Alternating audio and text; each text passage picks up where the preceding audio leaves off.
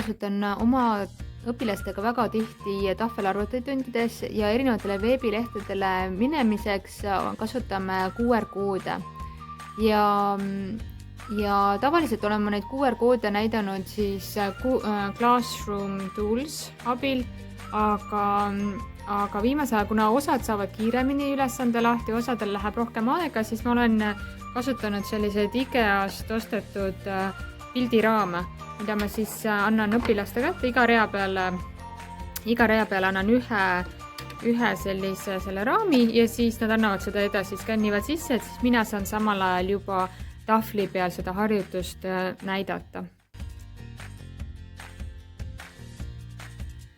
4. klassi õpilased koostasid paarides dialooge ja selleks, et see oleks nagu kohe päris vestlus, siis kasutasime selliseid erinevaid toiduaineid, mänguasju siis selliseid. Ja õpilastel oli aega siis 10 minutit, et dialoog välja mõelda, et seda harjutada.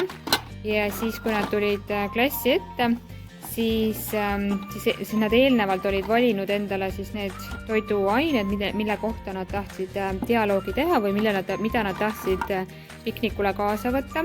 Siis nad panid need asjad siia korvi sisse, siis kui nad klassi ette tulid ja siis nad esitasid selle dialoogi päriselt nende asjadega kohe. Et kui nad rääkisid, mida nad tahavad kaasa võtta, siis nad näitasid tervele klassile seda ja ütlesid ka selle asja nimetused, mis neil seal korvis on. Ühe soojendusharjutusena kasutame ühte sellist joonistamismängu.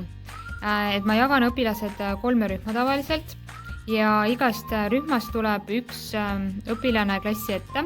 Ja ma jagan oma tahvli pooleks, selle interaktiivse tahvlide pooleks ja siis mul on veel valge tahvel.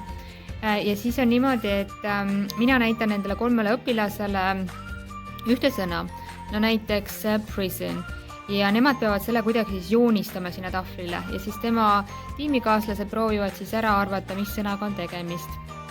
Et väiksemate õpilastega, ütleme nüüd seal algklassides, siis ma kasutan selliseid sõnu, mida on lihtne joonistada, aga näiteks suurematega juba kasutan ka selliseid abstraktsemaid sõnu, emotsioone ja nii edasi. Et selline vahva tegevus, et ütleme, et 5 minutit tunni algusest. Ja tegelikult saab seda ka erinevates ainetes kasutada, et mis iganes loodusõpetuses, füüsikas, keemias, lihtsalt selline väike sissejuhatav harjutus või soojendusharjutus. 3. klassiga tegime seekord sõnade töö Blickersit kasutades. Kuna mul on Blickersi kohta eraldi video olemas, siis ma pikemalt sellest ei räägi.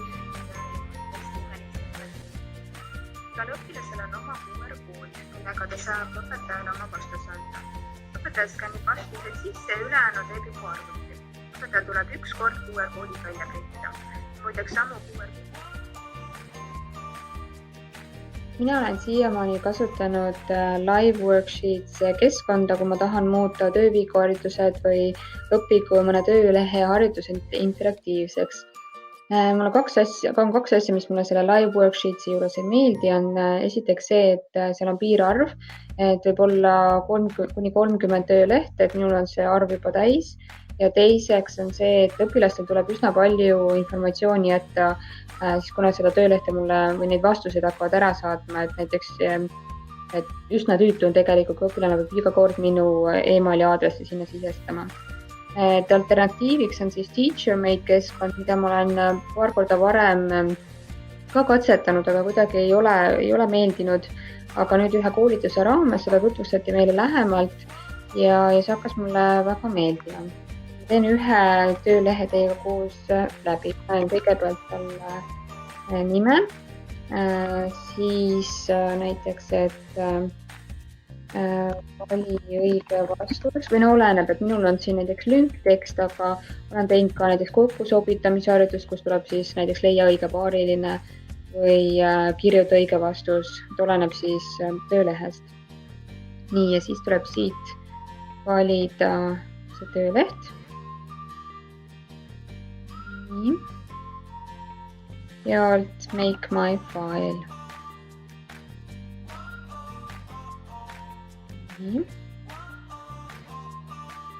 Nii, et need valikuid on siis siin mitmeid. Esimene on näiteks, et lühivastuse variant, et selle võime ka tegelikult proovida. Kuigi mu tööjuhend oli natuke teistsugune, aga ma võtan siit näiteks short answer, märgistan selle koha ära, kui õpilane peaks kirjutama õige vastuse. Ja õige vastus oleks siis siin, et siin saab ära määrata ka, et mitu punkti õpilane õige vastuse korral saab. Nii, save changes ja siis siit näiteks teine variant on rip-menüüga. Võtan näiteks selle. Vaata, kus see pall on siin. Pall on laua all, jah. Nii, ja märgistan selle jälle ära. Ja siia siis panen vastuse variandid. Näiteks in, on ja under. Õige vastus on meil siin under. Jälle save changes. Nii, siis on siin näiteks ka pikema vastuse kirjutamise võimalus. Siis siin on kokkusobitamine ja teid võimalusi on siin veel, et ma kõike praegu näitama ei hakka. Väga pikaks video.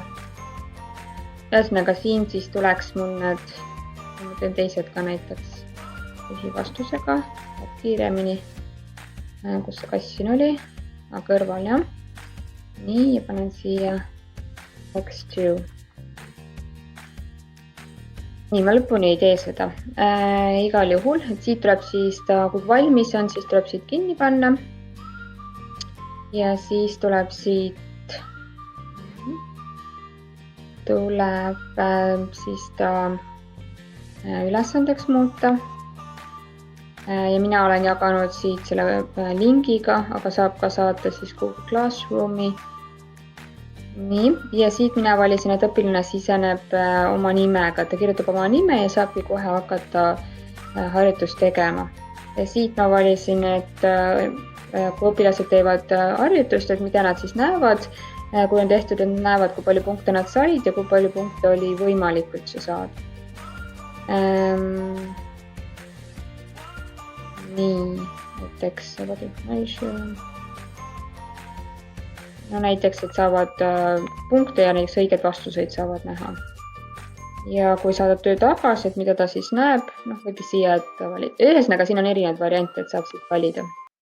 Nii, siit mina võtsin need ära, et õpilastel ei ole võimalik seda töölehte sinna midagi lisaks joonistada ega kirjutada. Nii, ja siit olen võtnud siis copy clipboard. Nii ma näitan siis, kuidas õpilane seda töölehte näeb, et kõigepealt ta peab kirjutama siis oma nime siia ja siis avaneb talle tööleht, mida ta saab hakata siis täitma. Et siin kõigepealt kirjutab näiteks siia on, siit valib, võtame siit under the table, Kathy next, the armchair ja siis ta teedab kõik need ära. Vajutab siit I'm done ja siis lähevadki vastused kohe õpetajale. Et siit on siis tulemuskaadav näha.